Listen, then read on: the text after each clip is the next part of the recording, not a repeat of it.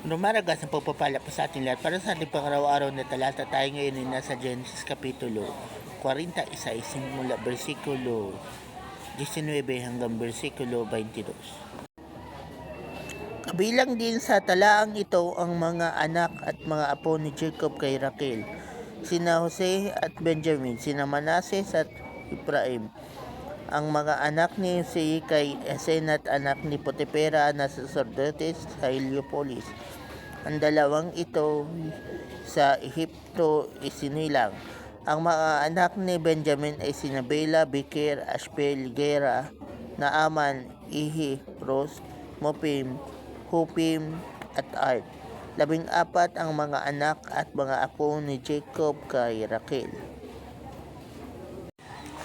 So, ito naman yung mga salinahi ni Jacob at ni Rachel na pumunta doon sa Egypt. At doon syempre sa Egypt, silang slaves for 400 years. At syempre, dumating yung panahon na natapos na yung pagiging slave nila dahil ang ginamit na ni Lord doon ay yung kanyang lingkod na si Moses. So, yung passage na to ay yung talaan ng mga salinahi ni Rachel at ni Jacob.